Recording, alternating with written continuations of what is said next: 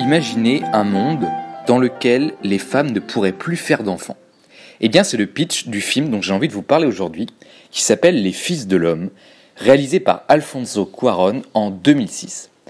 Un petit mot sur le réalisateur, peut-être pour commencer. Alfonso Cuarón, peut-être que son nom ne vous dit pas grand-chose, c'est un réalisateur mexicain, mais vous avez sûrement, en tout cas c'est probable, vu certains de ses films.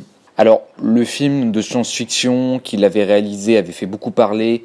C'est le film Gravity qui était sorti au début des années 2010, je crois, peut-être vers 2014, quelque chose comme ça, mais j'ai un doute sur la date. Vous serez sûrement plus nombreux à avoir vu un autre film réalisé par Alfonso Cuarón, c'est Harry Potter et le prisonnier d'Azkaban. Et oui, c'est lui qui a réalisé ce qui est probablement le meilleur volet de la saga Harry Potter au cinéma, qui était sorti en 2003, je crois, et qui s'était déjà détaché, je trouve, des autres films par la qualité de sa réalisation, par l'univers qu'il dégage, etc. C'est donc ce réalisateur qui a réalisé ce film intitulé Les Fils de l'Homme en 2006. Pour vous présenter un petit peu l'histoire de ce film, elle se déroule dans un futur qui, de notre point de vue aujourd'hui, est très proche puisqu'il s'agit de l'année 2027. Nous sommes en Angleterre et nous sommes dans un monde où, comme je vous l'ai dit, les femmes n'arrivent plus à faire d'enfants. On ne sait pas d'ailleurs dans le film, on ne nous explique pas pourquoi les femmes deviennent tout à coup infertiles. Y a-t-il eu une épidémie? Y a-t-il eu une manipulation génétique? On ne sait pas, et d'ailleurs le film ne nous apportera pas de réponse là-dessus. Le fait est que l'humanité est quand même vouée à sa perte assez proche. Le film commence d'ailleurs par un événement qui traumatise un peu la Terre entière, c'est la mort du plus jeune habitant de la Terre en 2027, et cet habitant il a 18 ans, c'est un homme de 18 ans. Donc ça veut dire que ça fait 18 ans que les femmes ne peuvent plus avoir d'enfants. Cela a engendré un bouleversement majeur dans de très nombreux pays dans le monde. Les économies se sont effondrées, ainsi que les gouvernements. Beaucoup de pays sont en proie à des guerres civiles, à des émeutes de la faim, à des attentats. Et là-dedans, l'Angleterre apparaît comme une sorte de refuge, ou en tout cas un État qui a réussi à maintenir une certaine stabilité, mais en payant un prix très lourd. En gros, l'Angleterre de 2027, eh bien, c'est une Angleterre dictatoriale, avec un régime totalitaire, qui cherche à tout prix à contrôler l'immigration, avec notamment la mise en place de camps qui sont montrés dans le film, pour accueillir les réfugiés qui viennent du continent. En fait, les habitants du continent européen cherchent à se réfugier en Angleterre, et quand ils arrivent sur l'île, eh bien, en fait, ils ne sont pas accueillis au sein de la société, ils sont parqués dans des camps où les conditions de vie sont terribles.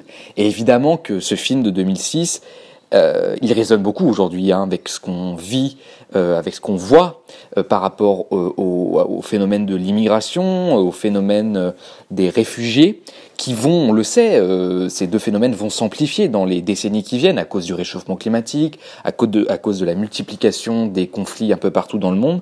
Et donc c'est vrai que c'est intéressant cette fois-ci de voir finalement des blancs, parce qu'on va dire les choses, aujourd'hui ceux qui migrent ce ne sont pas des blancs, ce sont plutôt des gens qui viennent d'Afrique, d'Asie, du Moyen-Orient. Et là, eh bien, il se trouve que ce sont des Européens en fait, qui sont parqués dans les camps par le gouvernement anglais.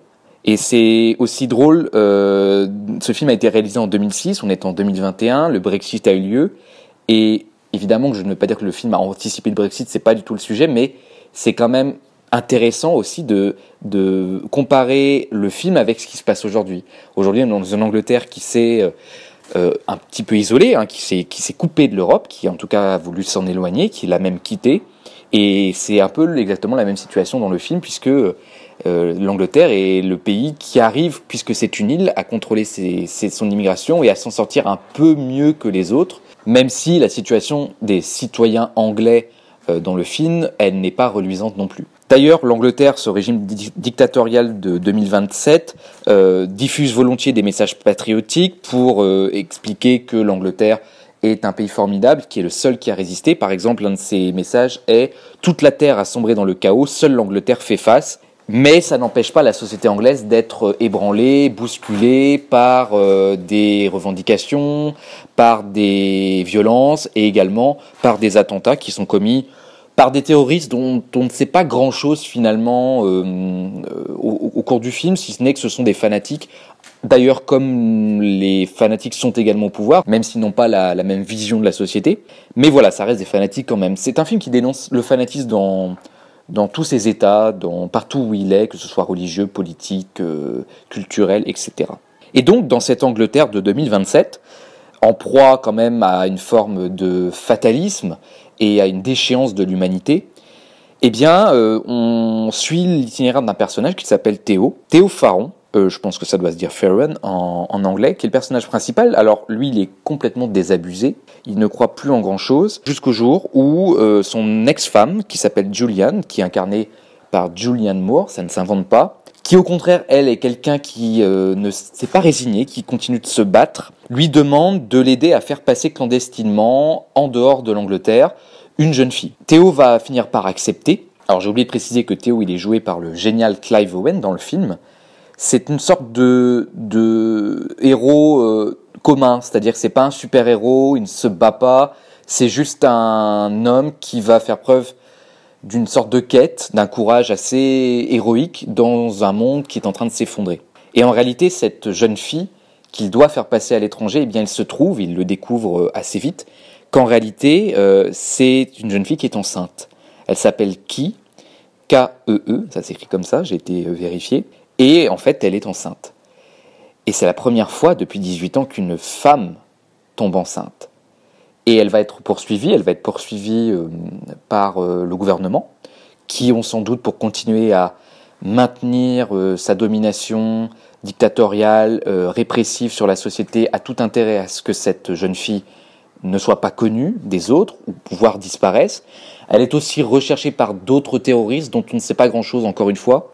Mais en fait, voilà la trame de l'histoire. Sauver cette fille qui représente en réalité le dernier espoir peut-être de sauver encore l'humanité qui court à sa perte. Alors c'est un film que j'ai pour ma part découvert assez tardivement et je crois que c'est assez révélateur du fait que c'est probablement un film qui est un peu trop méconnu.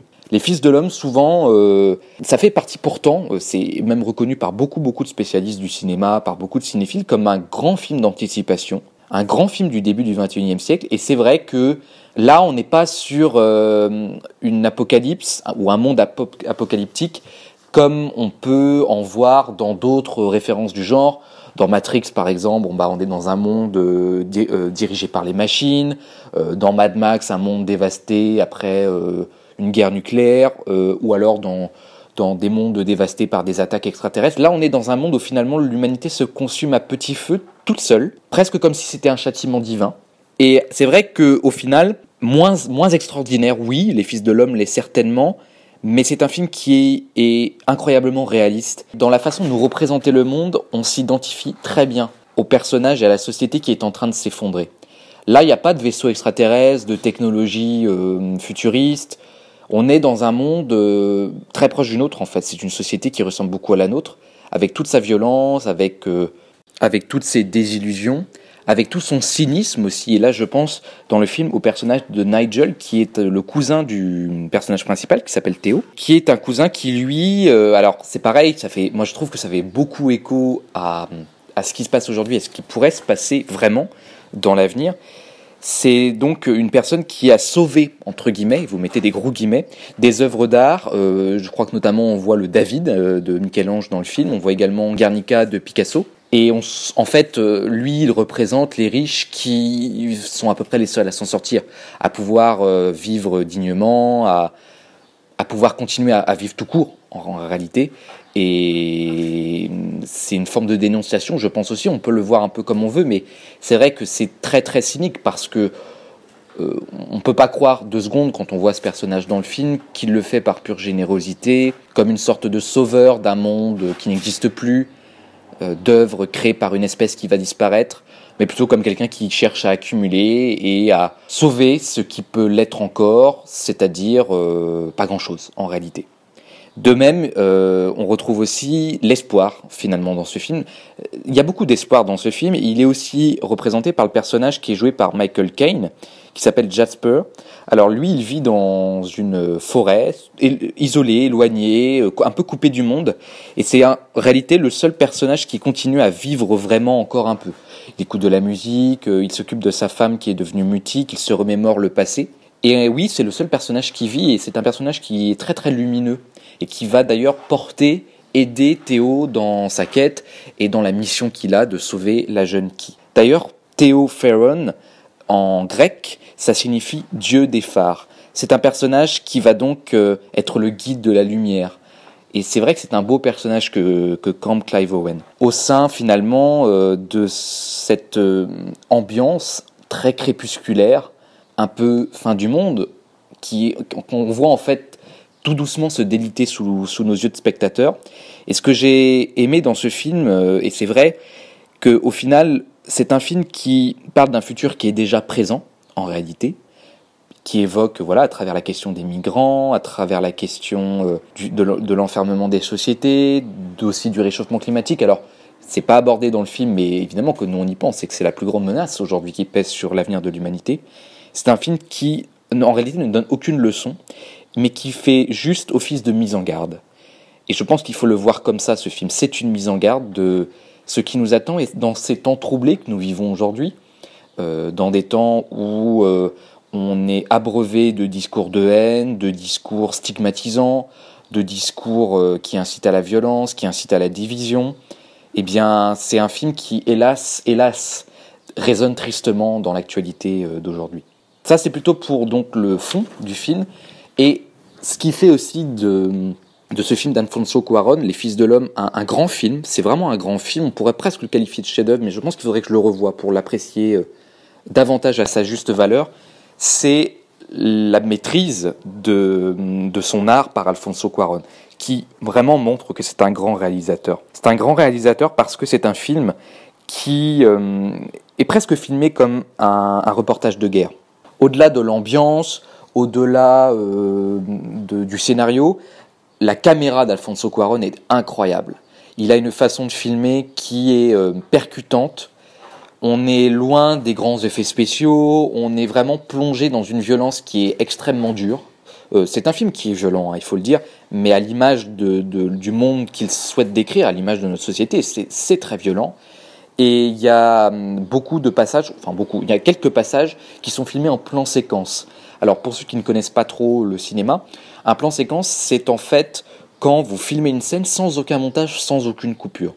En réalité, les plans séquences au cinéma souvent sont de faux plans séquences, c'est-à-dire qu'on arrive à faire croire qu'on a filmé d'une traite toute une scène sans faire de montage, alors qu'en réalité il y en a. Mais en tout cas, le spectateur il ne revoit rien. Enfin, en tout cas, moi, en tant que spectateur, je n'ai pas pu savoir si le plan que j'avais sous les yeux était un vrai plan séquence ou pas. Je pense notamment à la fin du film, il y a un incroyable plan d'une guerre. Donc il y a une guerre civile en Angleterre, puis il y a donc des affrontements urbains. Et en fait, on suit la caméra, on suit Théo, et donc la caméra, nous on est presque cette caméra en fait, et on suit Théo qui monte dans un immeuble, qui redescend, il va en fait chercher qui, et ensuite il essaye de la faire traverser cette ville où il y a des bombardements, où il y a des tirs, il y a le sang qui gicle sur la caméra, les gens qui se font tuer juste à côté, c'est vraiment incroyable, on est en pleine immersion. On est tout de suite pris. D'ailleurs, dès le début du film, on est pris dans le génie, par le génie, ou dans l'univers, du moins, d'Alfonso Cuarón, qui nous met dedans tout de suite. Et c'est vrai que c'est une sacrée leçon de cinéma.